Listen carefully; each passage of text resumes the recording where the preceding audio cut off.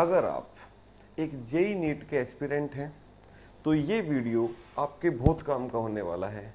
आपके जितने भी डाउट्स हैं फिजिक्स से related, books, time table, low confidence, self doubt या जितने भी प्रॉब्लम्स आपके हैं, शायद इस वीडियो से आपके सारे के सारे डाउट्स क्लियर बहुत इजीली होने वाले हैं। आप ये 10 से 15 मिनट का वीडियो पहले कंटिन्यू देखिए। आपका एक एक पॉइंट बुक्स का, टीचर्स का, टाइम टेबल का, न्यूमेरिकल सोल्विंग का, क्वेश्चन अटेम्प्ट का, जितने भी डाउट हैं आपके सभी बहुत आराम से क्लियर होने वाले हैं। तो चलिए बेटा हम शुरू करते हैं। सिंपल सा है, देखिएगा भाई। फर्स्ट पॉइंट बेटा, सबसे पहला पॉइंट, नीट जेई का 10th क्लास से कोई लेना देना नहीं है।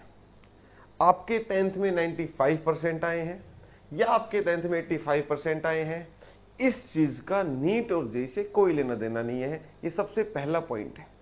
अगर आपके 95% आए हैं तब भी इस बात की कोई श्योरिटी नहीं है कि आपका जेई और नीट होगा।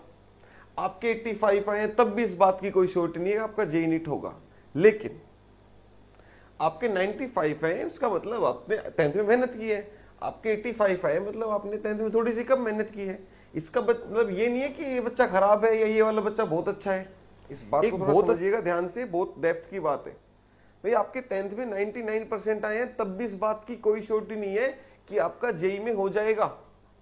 भाई जेई और नीट का होना या ना होना इस बात पे डिपेंड करेगा कि आपने 11 12th में कितनी मेहनत की, टाइम को अच्छे से मैनेज किया नहीं किया, आपने अपनी चीजें होमवर्क जितना भी था वो डेली कंप्लीट किया नहीं किया। तो बेटा 10th का 11th क्लास से कोई लेना देना नहीं है। सबसे पहले इस बात को अपने माइंड में डाल लीजिए। 10th class is just like T20 match and JEE and NEET is like a test match. यहां आपको 2 साल मेहनत करनी है continuously, same efforts daily. 10th में ऐसा भी हो सकता था कि आपने किसी टेस्ट से एक दिन पहले किसी चैप्टर को पढ़ा, आपके 20 आउट ऑफ 20 मार्क्स आ गए। जेई में ऐसा नहीं है, नीट में ऐसा नहीं है। आपको डेली का होमवर्क डेली करना पड़ेगा। उसके अलावा कोई मूल मंत्र नहीं है। आपने गलती से एक दिन का होमवर्क भी डेली अगले वाले दिन के लिए डाल दिया, समझ लीजिए आप बहुत लोगों से पीछे हो गए हो। क्योंकि आपका कंपटीशन 1000, 100, 200 बच्चों के साथ नहीं है, आपका कंपटीशन लाखों बच्चों के साथ है। और जब लाखों बच्चों के साथ कंपटीशन है तो आपको मेहनत भी उस हिसाब से करनी पड़ेगी कि आप लाखों बच्चों से फाइट करने वाले हो। तो सिंपल सी बात थी, आपको ये बात समझनी पड़ेगी कि 10th क्लास का जेई नीट से कोई लेना देना नहीं है। प्लीज हैं तो आपको इन 3 चीजों पर बहुत अच्छे से ध्यान देना पड़ेगा। 3 पिलर्स ऑफ सक्सेस, ये आपके सक्सेस के 3 पिलर हैं। सबसे पहले बात करते हैं थ्योरी। बेटा थ्योरी को बहुत अच्छे से समझना पड़ेगा, बेसिक्स कॉन्सेप्ट को उठाना पड़ेगा, बिल्कुल 0 to हाई जाना पड़ेगा। आप चाहें पहले वाले पैटर्न को फॉलो करें जो आज से 10 साल पहले होता था, अच्छा फॉर्मूले याद किए, सोल्व किए, खत्म। नहीं बेटा, अब कंपटीशन बढ़ चुका है तो आपको बिल्कुल बेसिक से उठाना पड़ेगा। थ्योरी को बिल्कुल 0 से समझना पड़ेगा और 0 से लेकर हाई लेवल तक लेके जाना पड़ेगा, तब जाकर आप अच्छा स्कोर कर पाएंगे। डेप्थ में भी पढ़ना है। देखो सिंपल सी बात है बेटा, डेप्थ में भी पढ़ना है, इजी भी पढ़ना है, हार्ड भी पढ़ना है। हमें कोई चीज नहीं छोड़नी। 0 to हाई की बात हो रही है तो बेटा 0 से हाई के लिए पढ़ना पड़ेगा। जो आपको लगता है कि ये बहुत ज्यादा हार्ड है वो भी करना पड़ेगा, क्योंकि अगर आप नहीं करेंगे तो और बच्चे करेंगे जो आपसे आगे निकल जाएंगे। तो आपको बिल्कुल थ्योरी को 0 से high, easy to hard, 0 to infinity, जैसा आप चाहें वहां तक लेके जाना है। इसको छोड़ना कुछ नहीं है। चलिए अब बात करते हैं सेकंड पिलर की। सबसे मेन प्रैक्टिस।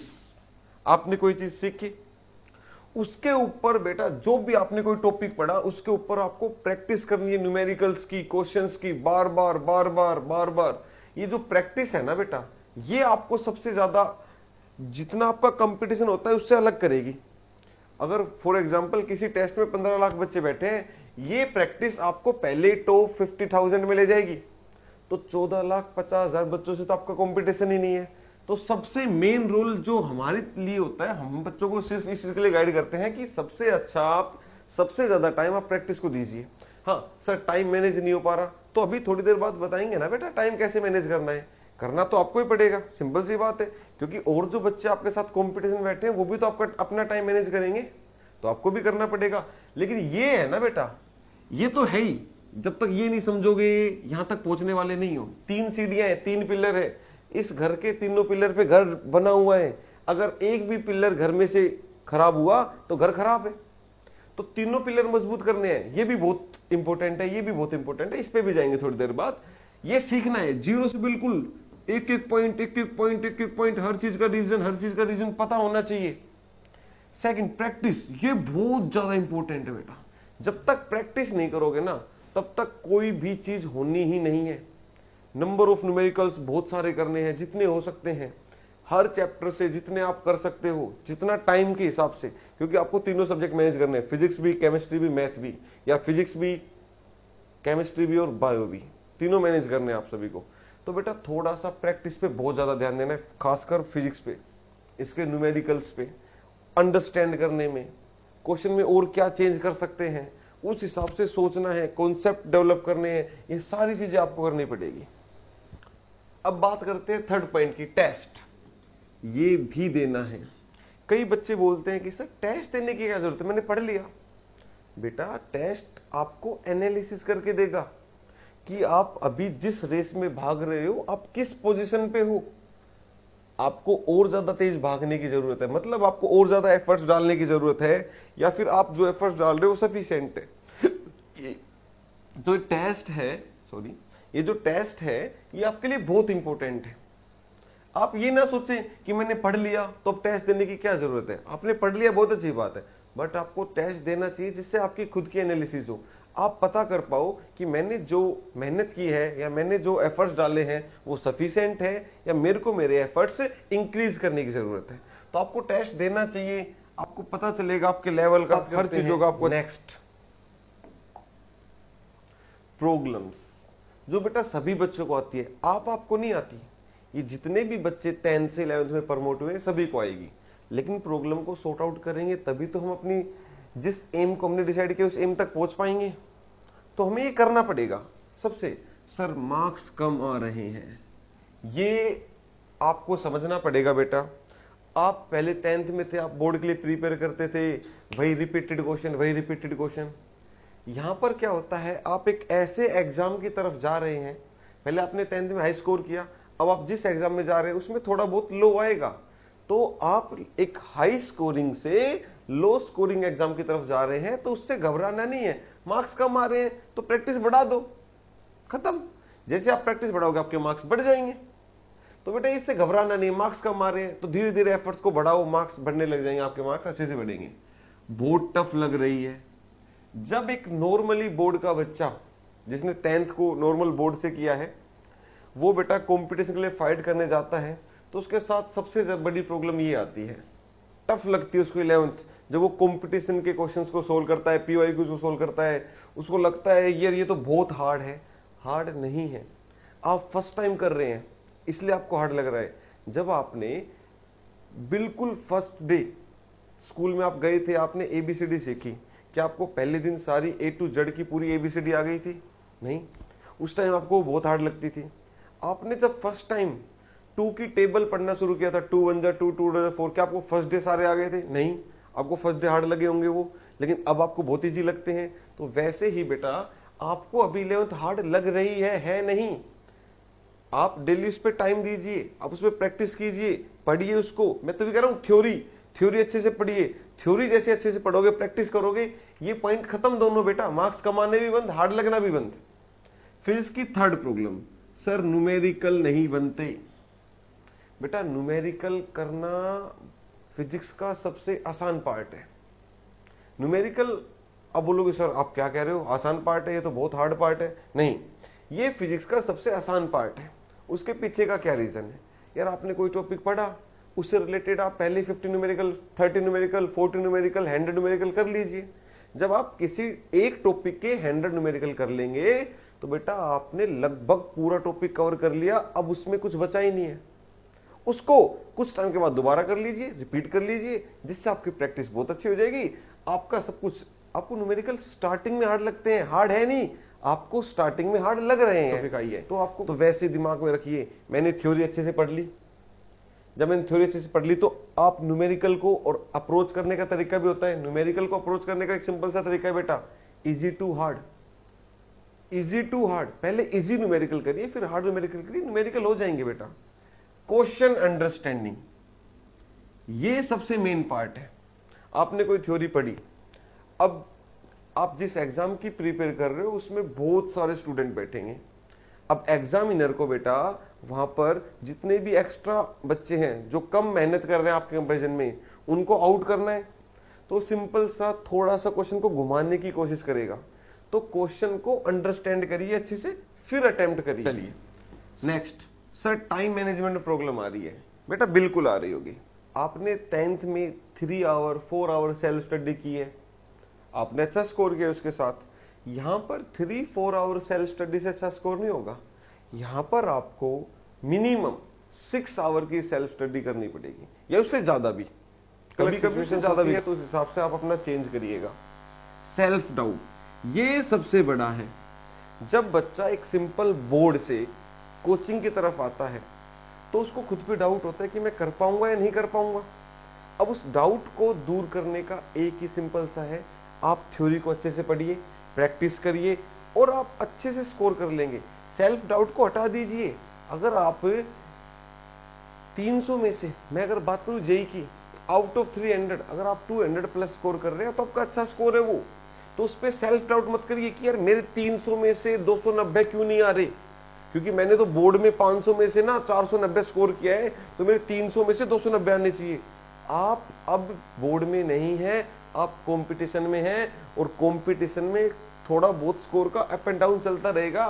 तो सेल्फ डाउट को आप बिल्कुल दूर कर दीजिए। और सेल्फ डाउट आपको लग रहा है ऐसा है नहीं, अगर आपने मेहनत अच्छे की है तो। अगर आपके 300 में से I20 मार्क्स रहे हैं तो बेटा आपने मेहनत फिर की नहीं, फिर तो सेल्फ डाउट का कोई यहाँ पर बात ही नहीं करनी है, आपने फिर मेहनत ही नहीं की। और अभी आप 11th में आए हो तो धीरे धीरे धीरे धीरे धीरे धीरे अपने पैटर्न को चेंज करिए, आप अपने स्टडी टाइम को बढ़ाइए, ये सेल्फ डाउट अपने आप दूर हो जाएगा। डिस्ट्रैक्शन, ये सबसे बड़ी प्रॉब्लम है। जब बच्चा 10th से 11th में आता है उसको लगता है मैं बड़ा हो गया, फोन की तरफ जाएगा, बाहर घूमने जाएगा, मूवी देखने जाएगा, इन सब चीजों में इन्वॉल्व होने लग जाएगा, पार्टी करेगा दोस्तों के साथ, मेरा 10th में बहुत अच्छा स्कोर आया है। ये सब बेटा आपके लिए डिस्ट्रैक्शन है, इनसे आपको बचना पड़ेगा। और मैं घर पे आके नहीं बचा सकता, आपको खुद ही देखना पड़ेगा क्या मेरे लिए सही है, क्या मेरे लिए गलत है। जैसे आप उस चीज को समझने लग जाओगे, इससे बच जाओगे। इन 7 प्रॉब्लम्स को धीरे धीरे खत्म करिए, और ये सभी के साथ है, अकेले आपके साथ नहीं है। तो इन पे आप फोकस करिए, ये अपने आप क्लियर हो जाएंगे। चलिए नेक्स्ट बात करते हैं अपन प्रोसेस। बेटा सिलेक्शन की एक प्रोसेस होती है, सिंपल सी प्रोसेस होती है सिलेक्शन की। ये कुछ मैंने पैटर्न बनाए हैं, अगर आप इसको फॉलो करोगे तो आप प्रोसेस से आराम से क्लियर कर पाओगे। First, concentrate in class. आप जिस क्लास में बैठे हैं, जहां पर आप पढ़ रहे हैं, वहां पर फुल कंसंट्रेशन समझना है, एक एक वर्ड्स, एक एक लाइन। सेकंड पॉइंट, नोट्स बेटा प्रिपेयर करने हैं, नोट्स कंप्लीट प्रिपेयर करो। उसके साथ साथ सोर्स नोट्स भी बनाओ। सोर्स नोट्स मतलब कुछ इंपॉर्टेंट पॉइंट्स, कुछ फॉर्मूलाज वो बनाइए। फिर बात देखिए रिवीजन। जैसे आप कंसंट्रेट करते हैं क्लास में, अच्छे से पढ़ेंगे, आपने नोट्स बनाए, उस नोट्स का रिवीजन करिए। रिवीजन करने के बाद आपको अब फॉलो करना है न्यूमेरिकल्स को। और देखो फिर वही बात, स्टार्ट विद इजी, इजी से स्टार्ट करना है, फिर आपको PYQs लगाने हैं। और फिर भी आपके पास टाइम बचता है तो आप किसी दूसरी बुक को भी, एक्स्ट्रा बुक को भी आप अपने उनके साथ साथ डाल सकते हैं। ये जो पॉइंट है, डू हार्ड क्वेश्चंस, ये बेटा आपको उस कंपटीशन की भीड़ से दूर लेके जाएगा। जो 15 लाख की भीड़ है, जो 10 लाख की भीड़ है, उसमें से 9 लाख बच्चों से तो सीधा ही आपको दूर ले जाएगा। आपका कंपटीशन सिर्फ 1 लाख बच्चों के साथ रहेगा, या 50,000 बच्चों के साथ रहेगा, या 20,000 बच्चों के साथ रहेगा। ये जो पॉइंट है ना, ये सबसे इंपॉर्टेंट है। Next one, ask doubt without any hesitation. आप बिना किसी हेजिटेशन के डाउट पूछिए। ये मत सोचिए मेरे साइड वाला मेरे बारे में क्या सोचेगा। भाई साइड वाले को तेरे घर की कंडीशन नहीं पता, साइड वाले को तेरे घर की कंडीशन चेंज नहीं करनी। जो तेरे घर की कंडीशन है, जो तेरी फैमिली कंडीशन है, वो तेरे को चेंज करनी है। तो सिंपल सी बात है, बिना किसी हेजिटेशन के अपने डाउट पूछिए। नेक्स्ट वन, सर 11th का जो सिलेबस है ना सर, वो बहुत लेंदी लग रहा है, फिर सर उसके बाद 12th का भी बहुत लेंदी होगा। बेटा सिलेबस लेंदी नहीं है, आपके पास पढ़ने के लिए तो पूरी 2 साल है, और जब 2 साल में अगर आप करने बैठोगे तो ये सिलेबस बहुत छोटा है। ये है, आप 10th से जब 11th में आए हैं तो बोर्ड से कंपटीशन की तरफ आए हैं, तो आपका थोड़ा ज्यादा लग रहा होगा। 10th में क्या होता था, फिजिक्स की बात करूं, 4 छोटे छोटे चैप्टर होते थे, उनको पढ़ लेते थे। ये कह सकते हैं उन 4 को मिलाओगे ना तो यहां पर तो एक चैप्टर भी नहीं बनेगा, उन 4 को मिलाओगे यहां का एक चैप्टर भी बनेगा। लेकिन आपको बेटा मेहनत करनी पड़ेगी, क्योंकि जो ये है वो सभी के लिए है, आपके स्पेशल आपके लिए नहीं है, आपको मेहनत करनी पड़ेगी। तो 11th का सिलेबस लेंदी है नहीं, आपको लग रहा है, मैं भी बोलूंगा लेंदी बिल्कुल नहीं है। नेक्स्ट वन, आपको थोड़ा सा एक एग्जांपल से समझना पड़ेगा इस चीज को। चाइनीज बेम्बू, आप उसके बीज लगाइए, आप उसमें कंटिन्यूसली 2 साल तक पानी डालते रहिए डेली, कुछ नहीं होगा। लेकिन जब 2 साल के बाद वो बीज एक पेड़ के रूप में आएगा, तो आप देखेंगे कुछ छोटे से टाइम में, कुछ महीने के अंदर वो बहुत बड़ा पेड़ बन जाएगा। लेकिन उसके पीछे आपके एफर्ट्स 2 साल से थे। वैसा ही जेईई और नीट के अंदर है, आप 11th 12th कंटिन्यूसली 2 साल तक मेहनत करते रहिए कंटिन्यूसली, फिर आपको जेईई और नीट बहुत आसान लगेगा। आप अगर चाहते हैं कि 10th की तरह मैं टेस्ट से 1 दिन पहले पढ़ूं और मैं full out of full score कर लूं, तो बेटा फिर आपको जेईई बहुत हार्ड लगने वाला है। और जो बच्चा 2 साल तक कंटिन्यूसली बिना किसी गोलीबाजी, समझ रहे हो ना, गोलीबाजी मतलब आज के काम को कल पे टालना, पेरेंट्स को नहीं कुछ नहीं पढ़ाया आज तो, या फिर आज हमें होमवर्क नहीं मिला, इन सब चीजों में रखेगा तो बेटा फिर आपको बहुत हार्ड लगेगी। और जो बच्चा चुपचाप अपने टीचर की बात को फॉलो करता रहेगा, पढ़ता। सर जेईई नीट हार्ड है क्या? जेईई नीट बेटा बिल्कुल भी हार्ड नहीं है। जिस बच्चे ने AIR 1 स्कोर की है उसके मन में भी सबसे पहले डाउट आया होगा 10th के बाद कि जेईई नीट हार्ड तो नहीं है। नहीं, जेईई नीट बिल्कुल हार्ड नहीं है। उसका रिजल्ट बहुत अच्छा आना है, वो हार्ड नहीं लगेगा उसको फिर। ठीक है, चलिए next, impact of the class 10th class का जेईई नीट पर क्या इंपैक्ट पड़ेगा? बेटा मैं अगर बोलूं तो 10th क्लास का जेईई नीट पर ज्यादा इंपैक्ट पड़ने वाला नहीं है। आपके जेईई और नीट में क्या स्कोर रहेगा उसका 10th से इतना ज्यादा लेना देना नहीं है। आपने 11th और 12th में कितनी मेहनत की है उसके हिसाब से आपके जेईई नीट का रिजल्ट आएगा। खत्म, 10th में जो करना था वो कर लिया, अब लड़ाई हो रखी है आपकी जेईई और नीट की। उसके अंदर आपकी 11th और 12th की मेहनत वो बताएगी आपने कितना कुछ किया है, 10th का स्कोर बताने वाला बिल्कुल भी नहीं है। तो 10th क्लास से आपको सिर्फ एक सिंपल कैलकुलेशन आनी चाहिए बस। 10th की कैलकुलेशन अच्छी हो, माइंड की कैचिंग पावर अच्छी हो, इमेजिनेशन अच्छी हो, तो आप आराम से कर लेंगे। नेक्स्ट, टाइम मैनेजमेंट, जो आपकी प्रॉब्लम थी उसको मैंने थोड़ा बहुत डिस्क्राइब करने की कोशिश की है। बेटा सबसे पहला ये बहुत जरूरी है, अगर आप इसको कम करेंगे तो आपकी क्लास में कंसंट्रेशन कम हो जाएगी, उससे फिर सब खराब हो जाएगा। तो ये सबसे पहला पॉइंट, 8 घंटे तो आपको सोना है आराम से, 3 घंटे बेटा एक्स्ट्रा खाना खाना है या तैयार होना है, जो भी एक्स्ट्रा चीजें आ गई वो 3 घंटे में आ गई आपके साथ। आप अगर स्कूल भी साथ जा रहे हैं, कोचिंग जा रहे हैं, स्कूल उसके साथ साथ कोचिंग, उसके 6 घंटे आपके अलग कर दीजिए। और लास्ट वन, ये सेल्फ स्टडी। बेटा टीचर कभी भी सिलेक्शन नहीं दिला सकता, इस बात को याद रखना। स्टूडेंट सिलेक्शन खुद लेता है, टीचर तो उस प्रोसेस को एग्जीक्यूट करता है जो करनी चाहिए। सिलेक्शन टीचर नहीं करवा सकता, सिलेक्शन स्टूडेंट खुद लेगा, और सिलेक्शन का ये ही एक रास्ता है जो आपको सिलेक्शन की तरफ लेके जाएगा। तो इस पैटर्न से आप अपने टाइम को मैनेज कर सकते हैं। एंड लास्ट वन, मिस्टेक्स, ये गलतियां जो बच्चे करते हैं जो आपको नहीं करनी, इनसे बचना है आपको। इनरेगुलर क्लासेस, क्लास में नहीं जाना, छुट्टी कर लेना। बेटा अगर मैं बात करूं कोचिंग की, अगर आप कोचिंग में 1 दिन की छुट्टी करते हैं तो ये माना जाता है आप 20,000 स्टूडेंट से पीछे चले गए। 1 दिन की छुट्टी की, अगले 3 दिन का कुछ समझ में नहीं आएगा। तो आपको रेगुलर रहना पड़ेगा। टाइम वेस्ट आपको बिल्कुल नहीं करना है, क्योंकि टाइम तो है ही नहीं आपके पास। अच्छे स्टूडेंट के पास टाइम नहीं होगा। जो स्टूडेंट कुछ करना ही नहीं चाहता उसके पास बहुत टाइम है, और जो स्टूडेंट रियलिटी में कुछ करना चाहता है उसके पास टाइम नहीं होगा वेस्ट करने के लिए। तो आपको टाइम को बचाना है। सोशल मीडिया प्लेटफॉर्म, लॉकडाउन के बाद सबसे बड़ी प्रॉब्लम जो स्टूडेंट को फेस करनी पड़ रही है वो है सोशल मीडिया प्लेटफॉर्म। यहां पर बच्चा बहुत पीछे जा रहा है इसकी वजह से। Instagram, YouTube, reels, shorts, web series, तो बेटा इससे आपको बचना पड़ेगा। And last and important, postpone the work for tomorrow. आज आपने कुछ पढ़ा, आप कह रहे हैं मैं इसके न्यूमेरिकल कल करूंगा।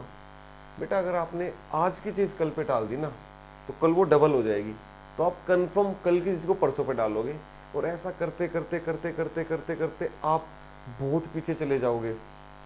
तो आपको ये बिल्कुल नहीं करनी, इन मिस्टेक से बचना है। चलिए, थैंक यू।